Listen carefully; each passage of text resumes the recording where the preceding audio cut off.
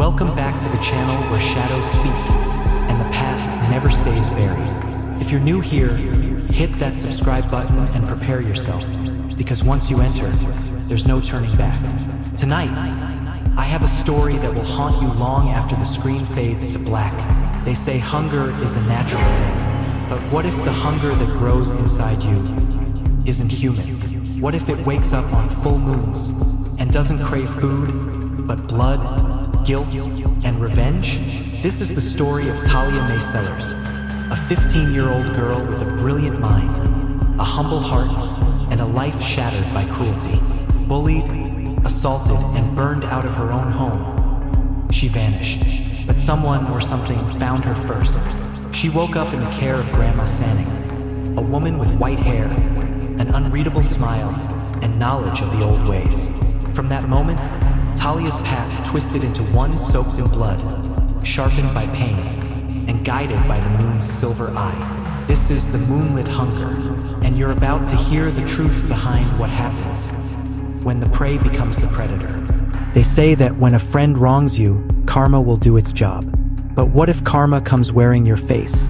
And what if your own hands deliver it? Not with anger, but with something deeper, hungrier. The first time I opened my eyes, I was sure I was dreaming. The bed beneath me was far too soft, like it belonged in someone else's life. My limbs felt hollow, like they'd been drained of something more than blood. I couldn't move right away. There was a buzzing behind my eyes and a weakness in my chest. Not just weakness, emptiness, like I had forgotten how to be human. The scent of garlic rice and fried eggs floated into the room. My stomach howled in response, and then the door creaked open. A wrinkled old man, gaunt but smiling, peeked in. "You're awake, Anik," he said warmly. Just in time. Lolong Sanning just finished cooking. Behind him, a soft voice joined in. "She must be starving, the poor thing. Come, eat." That was the first time I saw her. Lolong Sanning looked ancient, her long hair silver white, tied back with a faded red ribbon. But her eyes were sharp.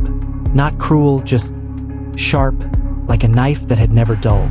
She walked toward me with a small wooden tray, and on it sat a plate of my favorite breakfast, longanisa, garlic rice, and a sunny side-up egg. I blinked. I never told anyone what I liked for breakfast. "How did you?" I began. She just smiled and placed the tray beside me. "You'll feel better after eating. Eat first. Questions later." And I did. I devoured it without a second thought. My body trembled as it absorbed the food, as if I'd been without nourishment for days. Maybe I had. Where am I? I managed between bites. "At my house, Anik. You were found unconscious outside the old chapel ruins. We brought you here." "We?"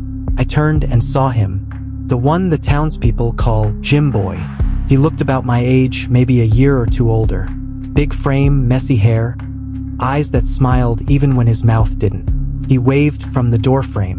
"You're a heavy sleeper," he said jokingly. "We thought you were dead." "Don't scare her," Lolong Sanning scolded. They bickered like family, but the room was warm. For a second, I felt safe. I should have felt afraid. I was in a stranger's home with no memory of how I got there. But there was no malice in their voices, only expectation. "What's your name, Anik?" the old woman asked. I hesitated. "Talia," I finally whispered. "Just Talia." "A beautiful name," she nodded. "It suits you." I thought nothing of it. Not yet. Over the next few days, I remained in their care. My body recovered, but the world still felt strange.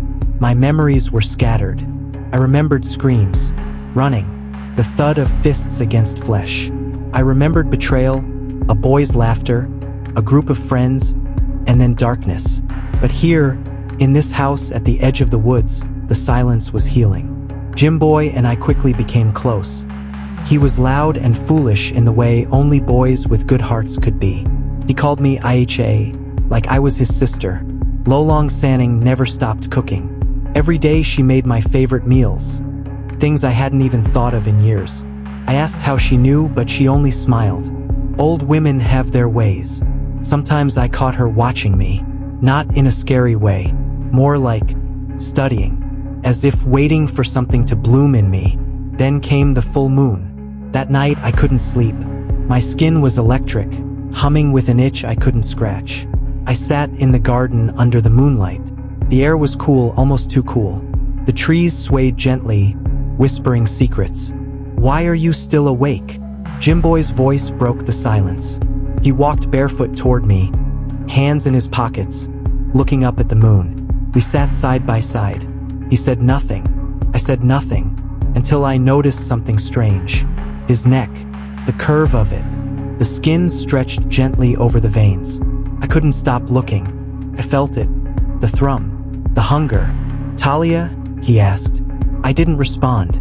I leaned closer, closer. My breath caught. I could smell his blood, feel the heat rising. Then, pain. Pain that wasn't mine. Pain I inflicted. His skin split beneath my teeth. A metallic taste flooded my mouth. Hot, thick, terrifyingly sweet. And still, he didn't fight. He held me. "It's okay," he whispered. "Even if you finish me, it's okay." His voice was gentle, forgiving, like he expected this, like he wanted it. When I came to, I was crouched over him, his shirt soaked with blood, my mouth stained. I cried. I screamed. "Why didn't you run?" I shouted. He laughed. "If I ran, how would I show you who you are?" We went to Lolong Sanang that same night. She was waiting, sitting in a rocking chair, staring into the dark. Not surprised, not angry, just ready. "Congratulations, Anik," she said. "You've awakened." I told her everything, every bite, every tremble, every lost second. She only smiled. "Do you remember what I told you? That I would make you strong." I nodded. "This is the strength of our bloodline, Talia. Not everyone deserves it. But you were meant to be like this." "Meant?" I asked. "What am I?" "What you've always been," she said softly. "A child reborn under the moon's hunger.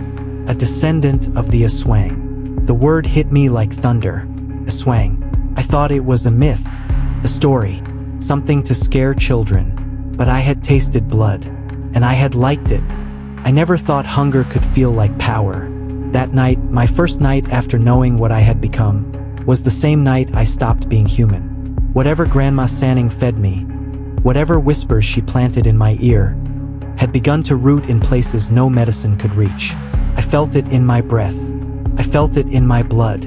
And most of all, I felt it in my teeth. They were growing. Not in size, not in shape, but in awareness. I could feel them when I bit my tongue.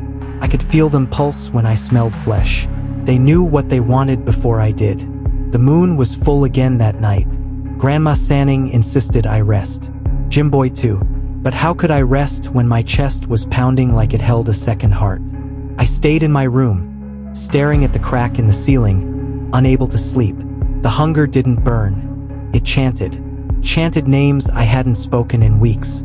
Names of the 6 who ruined my life. Clara, Janie, Marv, Lucas, Kenji, and worst of all, Arwen. Arwen, the principal's daughter. Started with her. Her smirk in the hallway. Her fake sympathy when she stole my books. Her perfume that smelled like iron. Now I knew why. They were never just students. They were animals in uniforms. And I was their prey. Now the roles had changed. I don't remember leaving the house. My last clear memory was the sound of cicadas screaming in the bamboo outside. The next thing I knew, I was on the road, barefoot, in a nightgown, alone, or not quite. I felt something walking beside me. Not a person, not a ghost, but a presence. Silent, warm, and knowing. Something that breathed with me. Something that moved in sync with my own shadow. My hunger had a shape now. It didn't speak, but it led. It led me to him, Kenji. He was outside the liquor store in Barangay Sanpola, alone, smoking, laughing at a video on his phone, unaware that someone was watching him from across the street. Me, I didn't plan anything. I didn't even know I could move that fast. One moment I was standing under the bolete tree. The next I was behind him. The world felt slower. His movements were syrup. His laugh stretched like rubber. I raised my hand. No weapon, just nails. I touched his shoulder. He turned. "Talia?" I didn't answer. I opened my mouth. He saw my teeth. Before he could scream, I lunged. Not for his throat like an animal. No, I bit his cheek, the softest part. I wanted him to feel it. I wanted him to know who I was. My teeth sank into his skin like butter. He fell. He whimpered. I chewed. And for a moment, just a moment, I tasted his lies. I tasted his cowardice. I tasted the fear he gave me, and it made me full. I didn't kill him. I left him bleeding in the alley, crying for his mother. That was enough for the first night. When I returned to Grandma Sonning's house, she was waiting at the door. She didn't scold me. She didn't ask questions. She just smiled and whispered, "Good girl." The next day, Jimboy acted like nothing happened. But I noticed his eyes lingered on my neck, on my hands, as if checking, as if proud. I asked him what was happening to me. He only said, "You're blooming, blooming, like a flower, or a fungus, or a wound." That afternoon, Grandma Sanning gave me soup. Inside were herbs I didn't recognize, and pieces of something that felt like it pulsed when I chewed. "This will help you remember who you are," she said. "Who am I?" She leaned close. "Justice." The second night was louder. The craving didn't wait for moonlight anymore. It scratched behind my ribs even before sunset. I begged Sanning for help. "You'll need to choose now," she said. "A hunger like yours needs a direction. What if I choose wrong?" "You already did," she said. "Now you must choose again." So I did. I chose Marv. He was in a karaoke bar, drunk, bragging to a girl he barely knew. I watched him from the window, watched him pretend to be kind, pretend to be human. I followed him to the restroom when he stumbled outside. He looked at me. He smiled. He recognized me, but he didn't run. He said, "Talia, is that really you?" I nodded. He stepped closer. "Hey, I'm sorry about before, what we did. Arwen made us. You know how she is, right? It was a joke." "Then let's laugh," I said. He didn't laugh. Not when I tore open his shirt with claws I didn't know I had. Not when I shoved him against the wall and whispered every insult he threw at me back into his ear, word for word. Not when I bit into his chest. This time I didn't stop. This time I saw red. I saw the glow of revenge. I saw the splatter of blood like petals falling in slow motion. I heard my heartbeat louder than his screams. And when I was done, I wept. I wept because I wasn't scared anymore. I was hungry, and I was awake. That morning, the news broke. A boy found torn apart in an alley. Wild dog, they said. No suspects. Police were quiet, but the school buzzed. The students murmured, "Talia's back." I heard one whisper, "No way, she's dead," said another. But Arwen, she knew. I saw it in her face. She felt it in her bones. The prey had changed. They say revenge is a dish best served cold. But mine was always warm. Warm with blood. Warm with memory. Warm with the smell of flesh that tore like paper in my hands. After Paolo Bergara's party turned into a massacre, I didn't return to Grandma Sonning's house. Not because I didn't want to, but because something was following me now. It started when I reached the edge of Barangay Lucban, the one just before the old creek that separates the town proper from the outskirts. The night air was humid, thick with the scent of coconut trees and something else I couldn't name. As I walked barefoot across the wooden bridge, I felt it, that subtle pressure like being watched by eyes older than the moon. I turned, and in the trees behind me, red. 2 small red dots, glowing. I stopped walking. The eyes didn't blink. They didn't move. I whispered to myself, "It's done. They're all dead." But the trees didn't answer. The eyes just kept watching. I continued walking, faster now, my feet leaving streaks of blood on the wooden planks. My stomach was full, no, more than full. I was heavy with rage, with satisfaction, and with something growing, something I couldn't name. When I arrived back at the Nipa hut near the banana grove, the temporary place Jimboy and I had moved to after Grandma's burial, I expected darkness. But the lights were on. Not just the kerosene lamp we kept on the window. All of them. Inside, I saw Jimboy standing over the stove, cooking sinigang. "Where have you been?" he asked, not turning around. I didn't answer. He already knew. "You reek of them," he continued, voice even calm. I sat down on the bamboo bench outside, my body aching from the transformation I'd forced earlier. My skin still itched from where the claws had torn through. My teeth were throbbing. "Someone was watching me," I finally said. Jimboy paused for a moment, then turned off the stove. "Describe it." "Red eyes, watching from the trees." His face darkened. "That's not normal." "I know." He sat beside me, wiping sweat from his brow. "I didn't think you'd see them so soon." "You know what it is?" Jimboy didn't answer right away. "Grandma Sanning called it the one who waits. It's not a person. Not exactly. It's a hunger that follows other hunger." "A spirit?" "No. Worse. It's something older than the stories we know. Older than this land. It only comes when a bloodline unlocks what you've unlocked." I stared at him. Why didn't she tell me? She hoped it wouldn't follow you. She hoped your pain would be enough to anchor you. I looked at my hands. They were trembling, not from fear, from the realization that I was no longer just a girl who'd been wronged. I was something else now. "I saw myself in the mirror last night," I said quietly. "And I wasn't me." My eyes were black. My mouth was cracked like dry wood. And my skin, it peeled in places I didn't touch. He didn't look surprised. "You've been reborn through blood." That night I couldn't sleep. I lay beside the window, eyes wide open, staring into the banana trees. The red eyes were gone, but the feeling stayed. And then it happened. A scratching sound on the bamboo floor. Slow, deliberate. Not the sound of rats. Not the sound of a lizard. It was nails. Human nails. Dragging. I sat up, my hands already shifting, claws half-formed. The noise stopped. Then a whisper. "Talia." I froze. The voice wasn't from the door. It was from under the floorboards. I didn't breathe. The voice came again. "I saw what you did, and now, I'm coming." The floor creaked.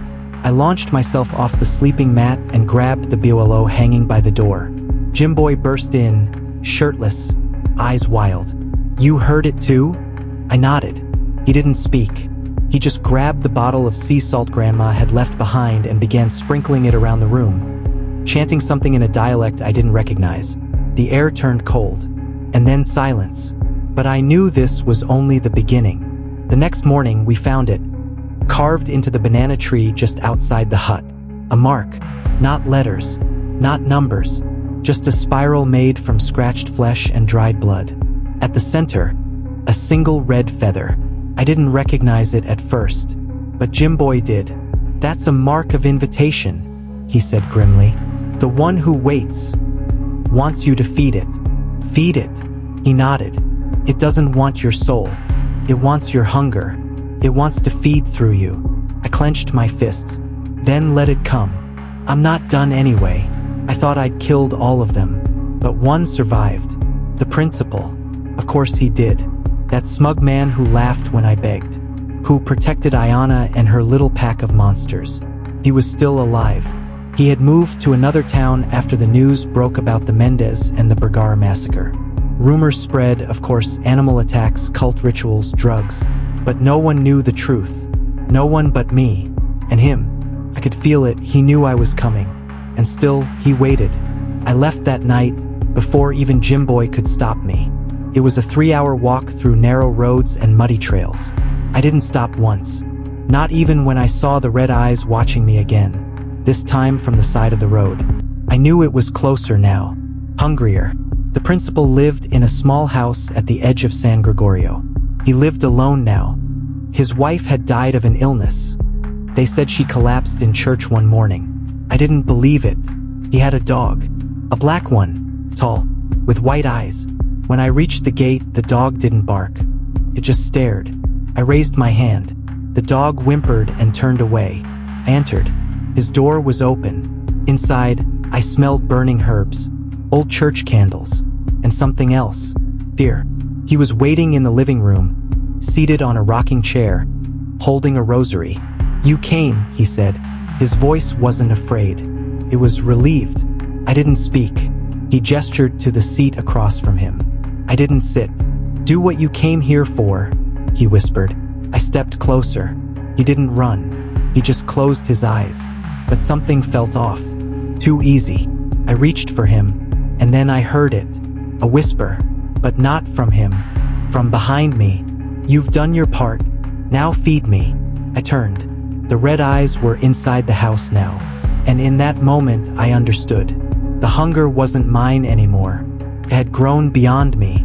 And it wasn't just here for vengeance. It was here for me. The moon was high again. Round. White.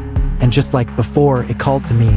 It had been 3 days since I ended the lives of Paolo, Carlo, and Roberto, and left their mansion in a trail of blood, laughter, and screams. Since then, I had hidden in the rice fields behind the old cemetery where the sugarcane rustled like bones whispering secrets. The hunger had quieted after the last kill. But not for long. I remember Sonning's voice as clearly as the rustling leaves. "There's a rhythm to your hunger, IHA. It sleeps, and then it sings. And tonight it sang again." The next name on my list was the quietest of them all. Lawrence Javier. The boy who never spoke a word while the others mocked me, but whose phone always recorded. He never lifted a finger, but every video, every cruel memory, every humiliation was from his camera. He was the archivist of my suffering. And tonight, I'd delete his memory permanently. I arrived at his house past midnight.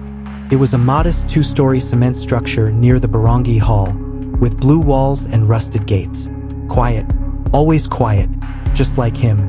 There was no party, no laughter, no guests. The windows were lit faintly by a small desk lamp. I crept up the gate and watched through the metal bars. There he was, alone, watching old clips on his laptop. My humiliation on loop. I bit my lip until I tasted blood. The gate creaked as I pushed it open. The door wasn't locked. Of course it wasn't. Cowards never expect a visit. He looked up when I stepped in. His eyes widened. "Talia?" My name, from his mouth, sounded like a curse. I didn't speak. I walked slowly, deliberately. My nails lengthened as I reached for his desk. He scrambled backward, knocking over the chair. Wait. I didn't hurt you. I never touched you." "No," I whispered. "But you watched." I grabbed his arm. The heat of my hunger surged again, hot iron in my chest. I slammed his hand on the desk, forcing his fingers to press delete. Video after video, memory after memory. Gone in an instant. But it wasn't enough. I dragged him by the collar to the backyard. He screamed, begged, cried. It echoed off the concrete walls and disappeared into the night like a dying animal. There, beneath the mango tree, I opened his chest. Not out of anger, not out of hatred, but hunger. The moon watched, and I fed. The next few days passed in a haze. Each time I woke, my mouth ached with the memory of flesh. My stomach, bloated with guilt and blood, curled into itself. But the moon, it never stopped calling. And neither did my memories. I dreamt of the last name on my list, Angela Cruz. Angela was different. She wasn't the loudest, nor the most violent, but she was the most dangerous. She was the one who set the fire. I saw her. She wore a red hoodie and held the bottle of gasoline like a trophy. I remembered her laughing, running away with the others, as our house burned behind her like hell opening its mouth. And now she lived far from here, in the hills of San Lorenzo Heights with high gates and hired guards. Her father a politician, her mother a celebrity chef, their daughter a murderer. Getting close to her would be difficult. So I changed my name. I forged documents. I moved in as a tutor. Angela had failed 2 subjects and needed a summer coach in science and Filipino. And just like that, fate rolled out its red carpet. She didn't recognize me. She barely looked at me. To her, I was just another nameless nobody helping her pass the time between spa appointments and Instagram posts. But each day I got closer. I saw her smile. I saw her yawn. I smelled her perfume, and I waited. One evening, as I was helping her solve a mock test, she looked at me and said, "You look familiar." I smiled. "Maybe in another life," I said. She smirked, rolled her eyes, and tossed the test paper aside. "Whatever. I hate this anyway. You want some wine?" I paused. "Sure." She returned with 2 glasses. I pretended to sip. She drank greedily. The moon was rising again. I felt it under my skin. She suddenly stood up, dizzy. "Whoa, that's strong," she said, blinking. "What was in that?" I walked toward her, slow and deliberate. "Yin and yang," I whispered. "And justice." She stumbled backward. What are you?" "I'm what you burned, Angela. I'm what rose from the ashes." And then I stopped pretending. My skin darkened. My eyes glowed with silver light. I opened my mouth and screamed. Not a sound of pain, but a howl. A beast's howl. The glass shattered. Angela tried to run, but the wine had done its work. Her legs collapsed beneath her. I lifted her in my arms like she was weightless. Outside, the guards were asleep. I had visited them earlier, with dust laced with slumber root. Sanning taught me well. I brought Angela to the balcony overlooking the hill. From there, you could see the whole city, blinking, breathing, unaware. I laid her down, and I opened her chest. Not because I needed to, but because she deserved it. She watched as I carved her heart. She screamed until her voice cracked. And then, there was only silence. When it was over, I returned to the fields. I washed in the river. I looked at the moon. But this time, the hunger didn't come. It was gone. For now. They say monsters are born. But I was made. By cruelty. By fire. By the silence of those who watched and said nothing.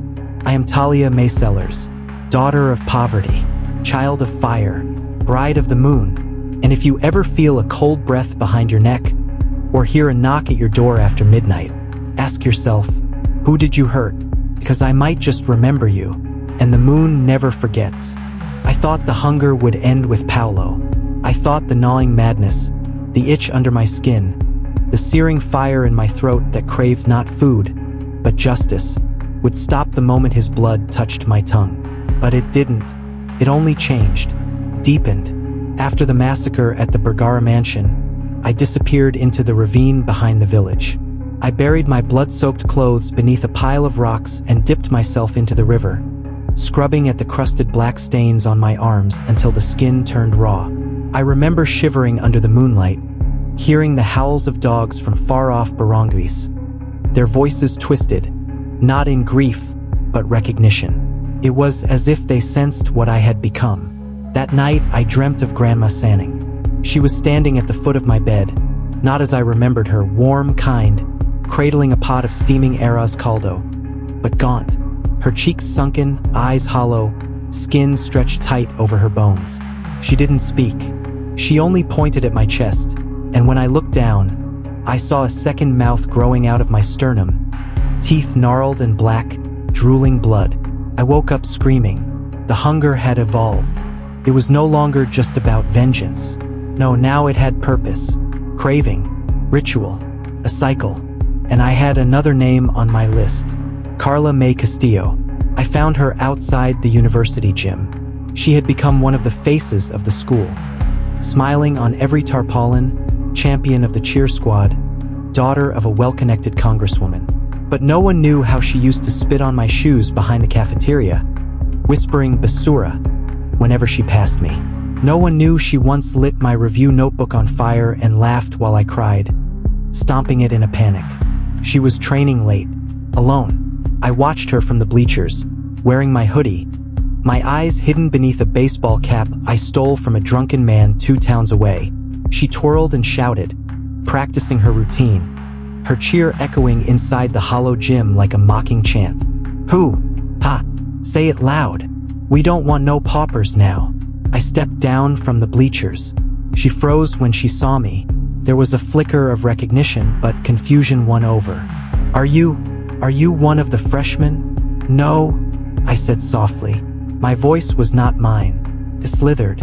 I'm the one you used to call garbage. I was on her before she could scream. I moved faster than she could react. Maybe I had always been fast, but the hunger gave me precision. It whispered where to dig my nails, how to silence the scream in her throat with the perfect pressure. I fed on her heart under the cheer mat, then left her limbs folded neatly like pom-poms. They found her the next day, and the campus went on lockdown. I didn't care. I was already hunting the next. Miguel Torres. He was the one who said I smelled like gutters. The one who told me he'd pay someone to have me kicked out if I didn't stop ruining the aesthetic of their campus.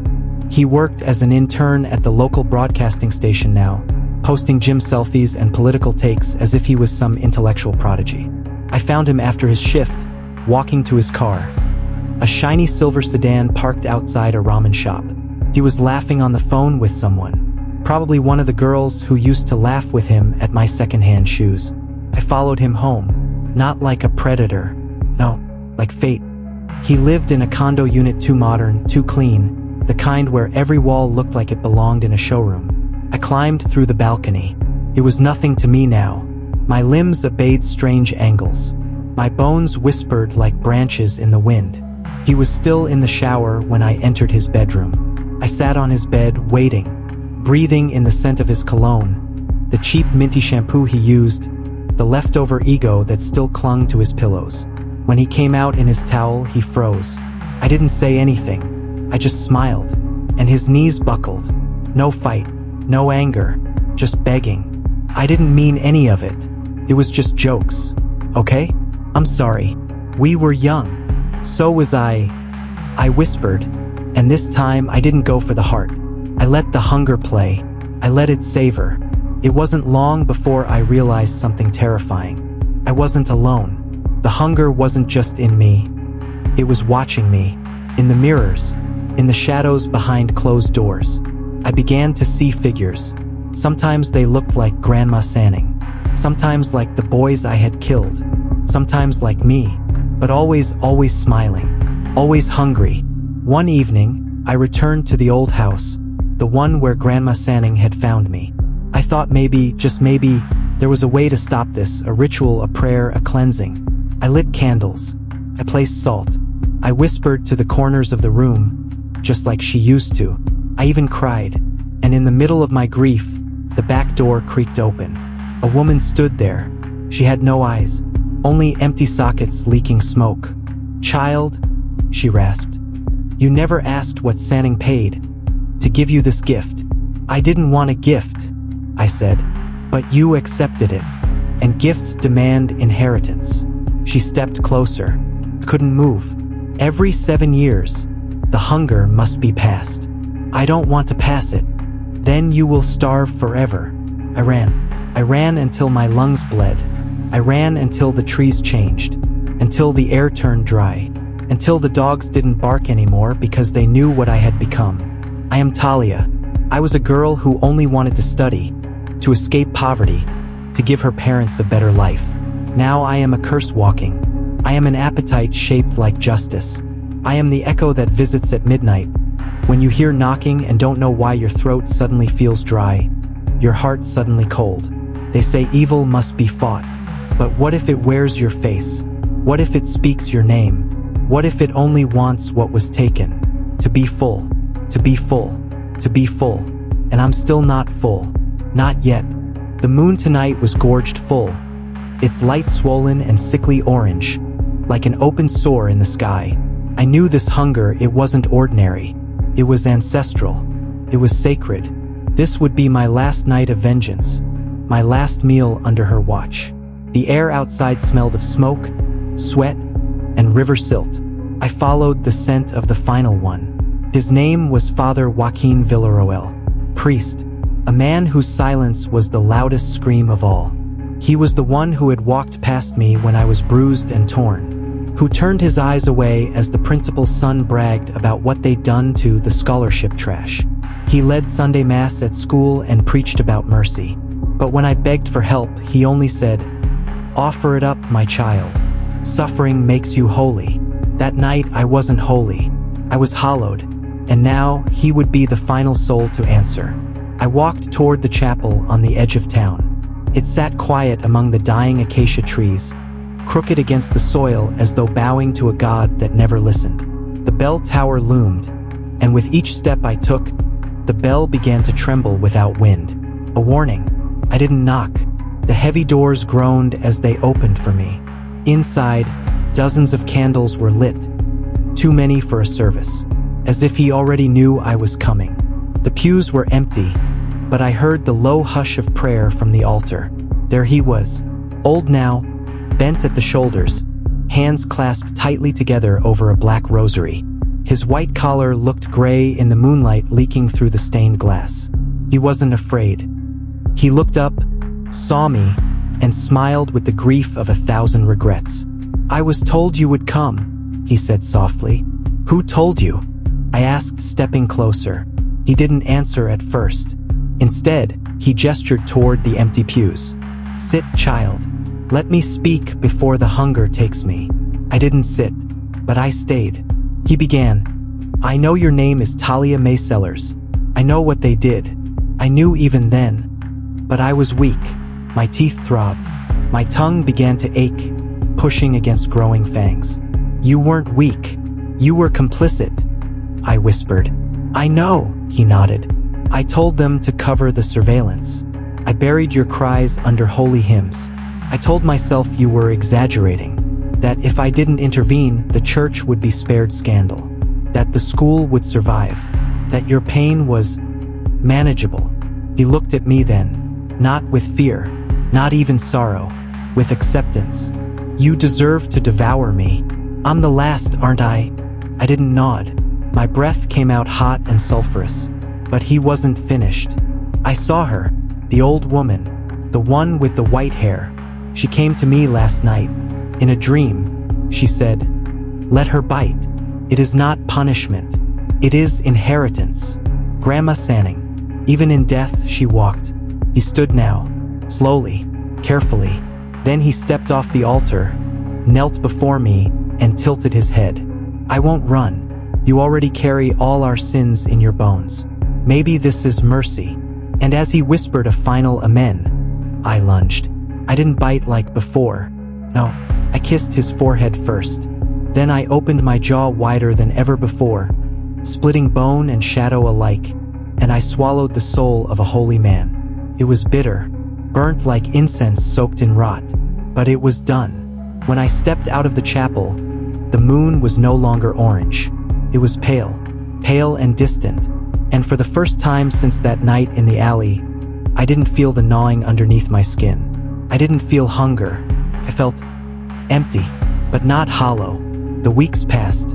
I left the town, wandered across provinces, took buses with cracked windows and sat beside women with screaming infants and men who never met their eyes.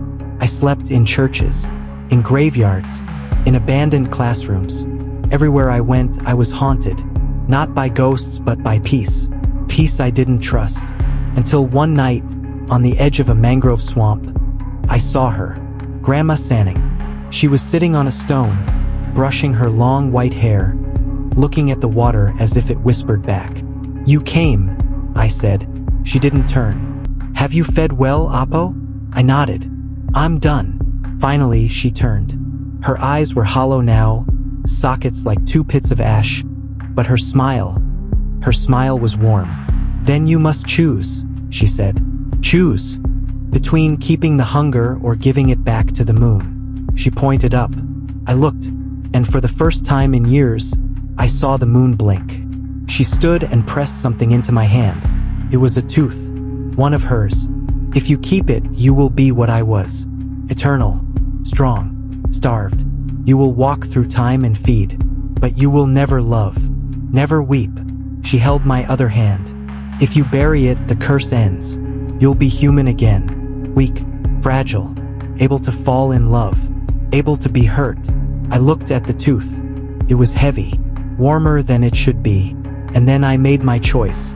They say a girl named Talia was found sleeping in the mangroves at dawn, with no memory, no shoes, but a heart that beat like thunder. They say she cried when she tasted arroz caldo and hugged strangers who reminded her of someone she couldn't name. They say she lived, quietly, softly, But if you walk past her house during a full moon, the wind grows quiet. Dogs don't bark. And if you listen closely, you might hear the whisper of a name spoken by the trees. Sanning. And one final word that still makes the night tremble. Hunger.